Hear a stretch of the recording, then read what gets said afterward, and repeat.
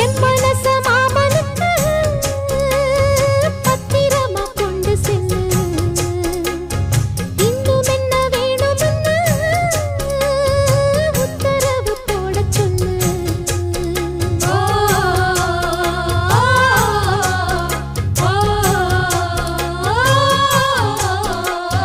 கொத்து மஞ்சள் தானரச்சி நித்தமும் நீராடச் சொல்லு. மீனாட்சி குங்குமத்த நெத்தியில சூடச் சொல்லு.